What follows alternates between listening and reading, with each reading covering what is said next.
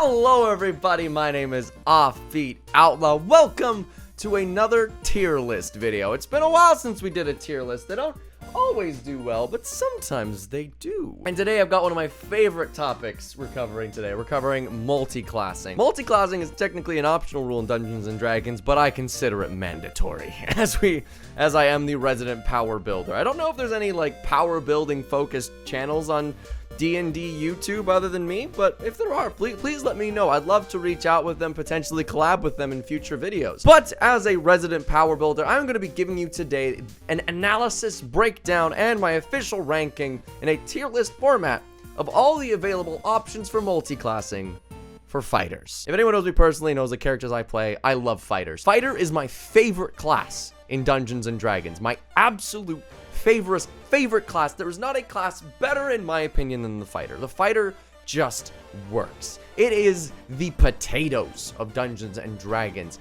If all of the different classes are foods and a character is a dish, fighter is potatoes. Fighter goes with everything, can do great on its own, can be added as a side, a snack, a compliment, a condiment, its own goddamn dish. The fighter is the sacred potato. But anyway, we're going to be breaking down the multi-class options for fighters.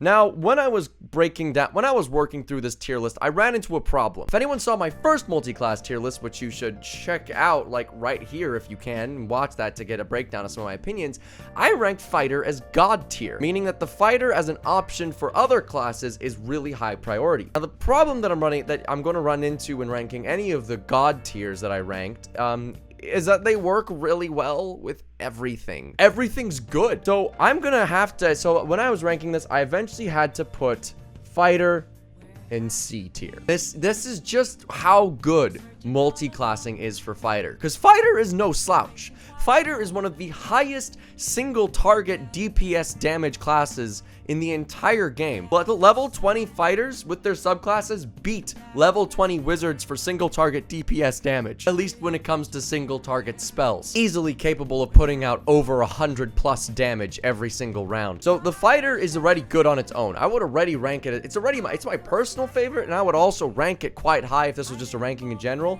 But in order to do like how good are your multi-classes, pure level 20 fighter is being placed in C tier. Going in alphabetical order, starting off now with Artificers. In my first ranking of Artificers, I may have been too harsh on them. I think I was. After I've looked at their classes a little more closer, my opinion has changed slightly. I am going to, for the fighter, place it in B tier. I still maintain my opinion on Artificer infusions. They can be unreliable at best. Depending on the type of campaign that you're in, Artificer infusions can either be lackluster, completely overpowered, or just whatever. But infusions are not the main selling point of the Artificer class, in my opinion. The main point is that they're incredibly versatile subclass options. Pairing the Artificer with the Eldritch Cannon subclass allows you to set up a little cannon that bursts out temporary HP to yourself and your allies on the front line, making you as a fighter, a frontline combatant, way more successful at being a fighter. I should also mention what I consider being a good fighter, because that's going to be a huge part of how I rank these. If the class makes you good at being a fighter, and what being a fighter is a frontline combatant, heavy single target DPS damage, and potentially multi-target damage, but that's less so. We're mostly focusing on a frontline combatant, tanking hits, dealing hits. That's going to be the ranking. With the Artificer being able to beef up the fighter with the burst temp HP, it makes the fighter able to last longer on the front lines, or it helps you do some area damage. Also, if you are a dexterity fighter and you take Artificer and eventually get the subclass Armorer, you now can use plate mail without having to focus on strength at all. This is incredibly useful for a dex-based fighter, as oftentimes their biggest detriment is their pitiful AC. So having Artificer can be an incredible boon on the class. Now, what's the problem? Well, the problem is the damage is all right. It makes you a better it's pretty good if you're a spellcaster, but its main things that it gets is spellcasting. So it's not really actually improving your ability to deal out damage as much as some of these other classes that I'm going to mention are. That being said, Artificer is still really potent, but these other options are just all insane. This is gonna be the thing. Being a fighter and then multi-classing into something makes you absolutely incredibly powerful. So any of these other options I'm going to mention, just bear with me. It gets crazy. Next up, we have the Barbarian. Barbarian is a martial class. Obviously, it's going to be quite good pairing with the fighter. It's god tier. It's god tier. It's so good. It's so good. Pairing Barbarian with fighter in the optimal, in my opinion, combination of 11 levels of fighter, 9 levels Barbarian gives you a crazy amounts of rage damage, crazy tanking ability with rage, able to attack 3 times, action surge, battle master techniques potentially, or potentially giant's might to be a proficient grappler. Being a Barbarian is already a great. Totem Barbarian, for instance, makes you as a fighter so unkillable. Such a ferocious frontline combatant. And their unarmored defense gives you great AC, and you can use a shield with their unarmored defense, making it superior to monks, and you can increase your HP while also increasing your armor class. It's just so good. It's so good. Also, multi-classing into it, you only need strength. Barbarian fighter is god tier. Next up, we have the Bard. Now, where is the Bard? Now, the Bard being a spellcaster is quite interesting. The Bard is a spellcaster, obviously, a full caster. However, the Bard is so unique in 5th edition. It can do almost any job. The College of Swords, it can be a bit of a melee fighter, a mixed spellcaster, a frontline combatant. It can perform that job. It can be a support class. It can do so many things, and due to its versatility and the ability to make you a really great face for the party, coupled with expertise and jack of all trades, Bard once again maintains its spot as a god tier multi-class option for the fighter. It's just so good. There's no reason why if you put the Bard on your fighter, you're making a good choice. Your character will instantly be more likable. It'll be tons of fun, first of all, because bards are always a great time. But on top of that, the class can now be a great support option. Side note about making power builds: action economy is everything, right? In Dungeons and Dragons, fighters are not really bonus action hungry as a class. They don't use their bonus action very much. They might use it for second wind to recover some HP after taking a nasty hit, but past that, no way. They don't really have anything. So bards, being quite bonus action hungry, is very useful. Slapping that onto a build makes you instantly better. God tier. Easy god tier. Next up, Clerics. Clerics, another full caster class, are quite interesting in their position in 5th edition. They're kind of a little bit like bards in their HP pools, and the fact that sometimes you can build them to be frontline combatants. You can make them sort of act like marshals in a way. You make them sort of like marshals, but you can also make them act like backline blasters with guiding bolts and a whole bunch of a slew of crazy cleric abilities. So, and cleric spell list is obviously incredible. The subclasses for clerics are all so versatile. Some of them just giving you +10 to hit. So with that being said, with the right combination of feats, we're gonna put Cleric in A tier. What is an A tier in my opinion for this? Now, an A tier to me is obviously a better option than just going the full class. Anything higher than C tier is, in my opinion, better than just taking the full 20 levels in Fighter, or at least it provides you something more. It provides you better options. Cleric, the reason why I've been talking up a lot, why it's not God tier and why it's A tier, is simply the fact Clerics as a whole, their damage output when compared to some of the god tier classes are a little bit lower. Cleric is just not quite at the performance level of the other S tier classes. It's not as much of a no-brainer option. You kind of have to build around the Cleric and not as much around the fighter, if that makes sense. Once again, but it's still really good. It's still so good. It's an A tier. 2 levels above taking a full 20 levels, still a great option. Next up, we have the Druid. Now, the Druid was hard. The Druid was quite hard to rank. The thing is with the Druid is 20 levels in Moon Druid is one of the best carry power builds in the entire game. It has near infinite HP. It can just keep re-summoning Wild Shape, which makes the Druid really potent by itself. Slapping Druid into a multi-class, if the Druid was food, Druid be if it was food. The Druid is a quail egg. It can be really tasty, and certainly you can work around it, but it's so delicate that messing with the balance that is the Druid in and of itself. But now potatoes and eggs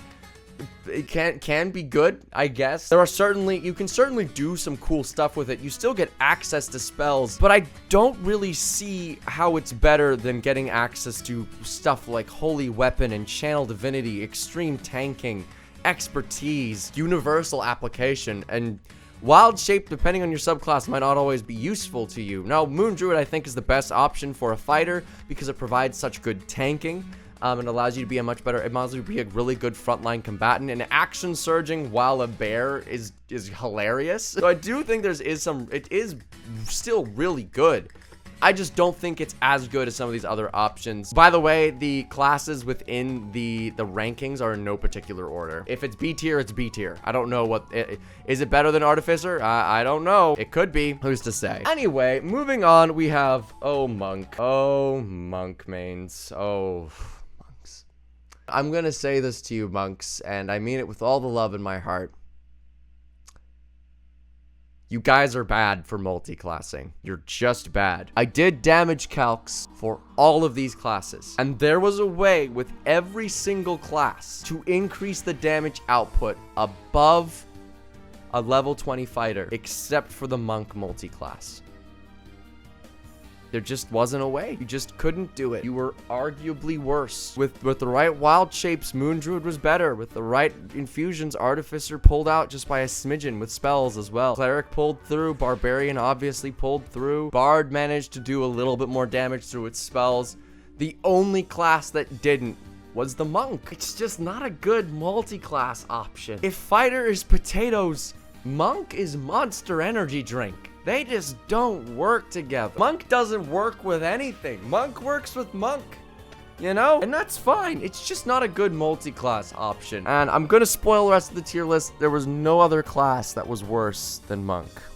So I'm gonna change this to monk. I'm sorry, monks. You just weren't as good at DPS or tanking as the other classes and the other options that we're gonna see. Don't be mad at me, be mad at your class. And by the way, if any of you dare fucking bring up Quivering Palm, I swear to God, you guys bring up Quivering Palm like Yu-Gi-Oh brings up Pot of Greed, okay? Every time I say it's a bad class, you'll go, well, Quivering Palm. First of all, it's a 17th level ability that you get with one specific subclass that requires your opponent a con save to fail. You know how many creatures are good at con saves? Almost all of them. The creatures that you would want to use this on, you're not going to use this on a bandit. You're going to want to use it on the boss, who almost certainly have legendary resistances, and the boss only needs to use those resistances if they fail. If they roll and they fail. So you're telling me you're gonna one-hit kill a Tarask? No fucking way, considering they have like plus 10, I don't remember the exact number, with your max DC of 19. And then you're like, well, it still does 10d10 damage. You know what does more than 10d10 damage, your 17th level ability? The 6th level spell Disintegrate does more than 10d10. Because 10d10 is 55 average. You know what else can do more than that? An action surging level 5 battle master fighter. I rest my case. Anyway, monks, you can certainly do a lot, and I respect you for that.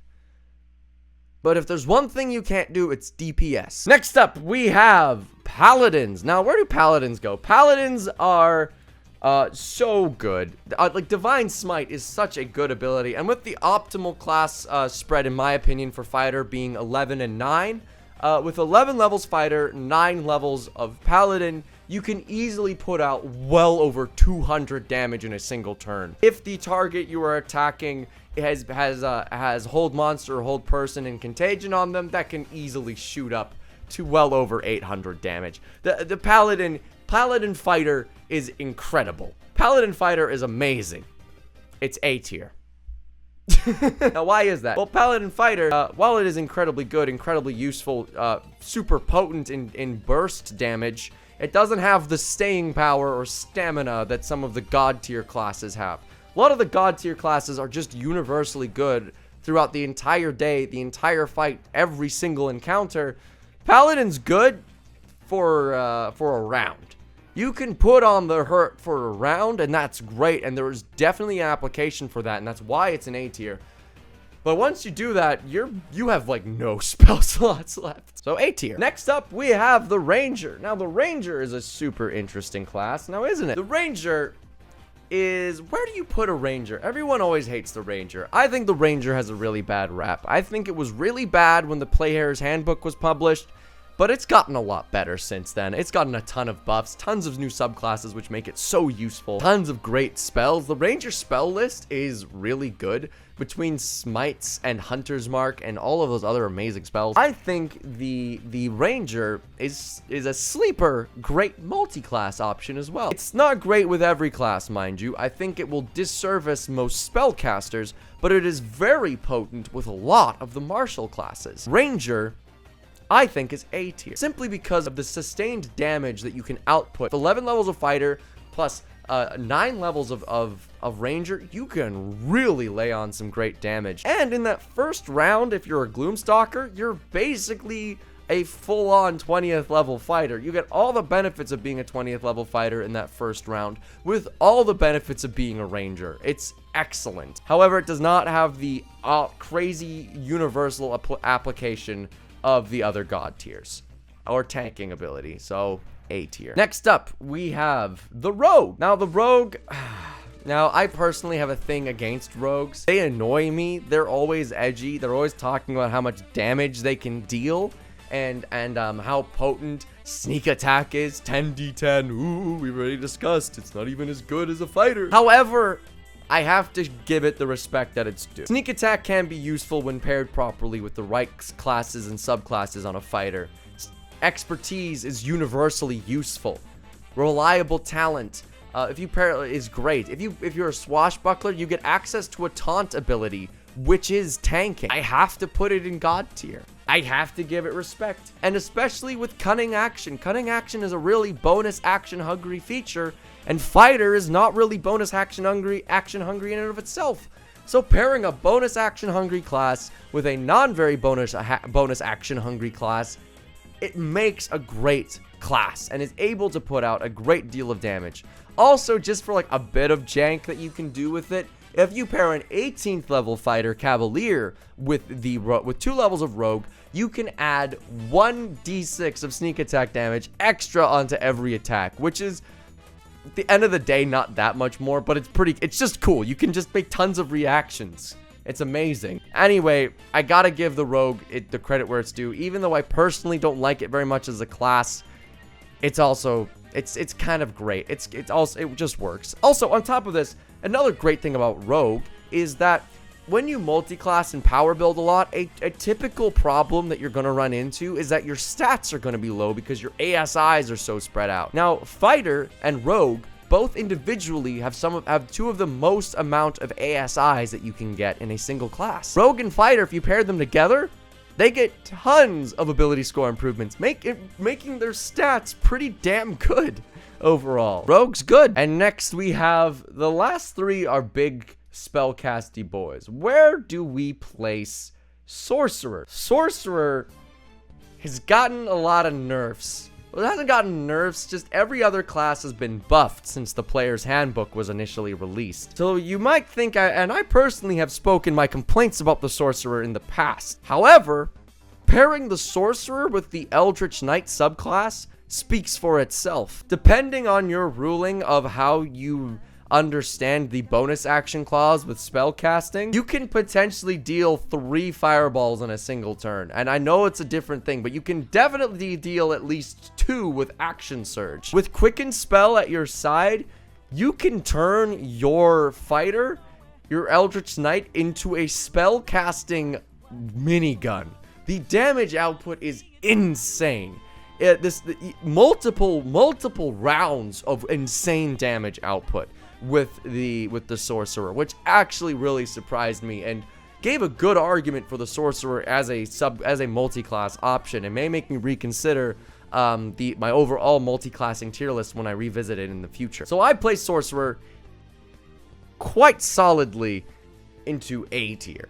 It's just so good when paired with the Fighter. Next up, we have the Warlock.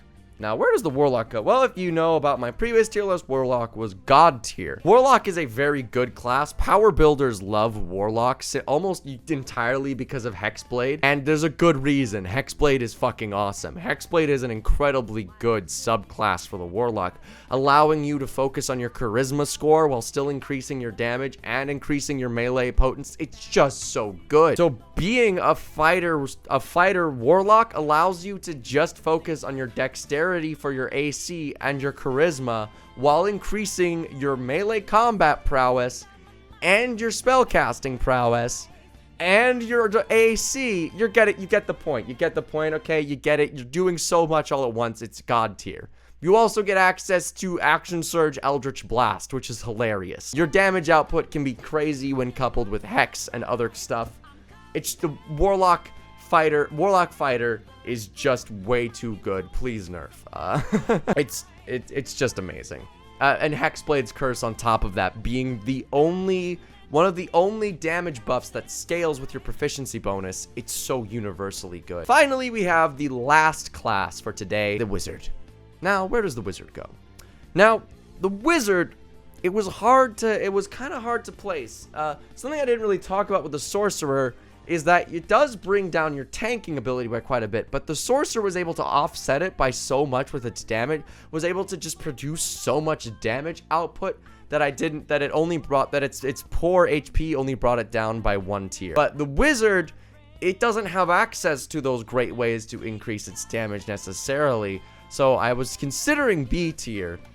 But then I remembered that Wizards have an insane spell list. Their spell list is absolutely ridiculous. Wizards have some of the most useful spells outside of combat and inside of combat. Wizards are just crazy good. And the Bladesinger class gives you access to the most broken extra attack feature in the game. The ability to make a weapon attack and cast a cantrip in the same action is absolutely busted. I wasn't comfortable ranking it God tier simply because of Bladesinger, and because some of the subclasses are not always applicable. And it's not always clear how which subclass you would pair it with unless it was Bladesinger. I don't know. It's between A and God tier. It's still really good. Action surging leveled spells is still always going to be useful. So for now, I'm putting it in A tier. Just for now. So that is my tier list. Do you agree with it? Do you think Monk should be higher? Please don't tell me if you do. I'm tired of hearing it. If you do disagree with the ranking of your favorite multi-class option that you pair with the fighter every time, please do me the favor of actually running and figuring out how much the other classes do before rebuttaling. It's really annoying to see people talk up how great their idea is without even considering the other ones. But that is my multi-class tier list for the fighter. So if you are a fighter main, taking a full level, 20 levels in fighter is always useful, but look at what you can do by pairing it with almost any other class in the player's handbook. You can make your class from just a regular Joe Schmo fighter into an impenetrable wall, a mini gun of spells. You are just so potent depending on your classes that you take. But that is all for today. So thank you so much for watching. If you like this video, please remember to like and subscribe. Bingus that Bellis. Tell every single person that you know. Share this amongst your D&D group and get their opinions. And I'll see you all in the next video. That's a kiss for you to take home. Because you need to get the fuck out of my house.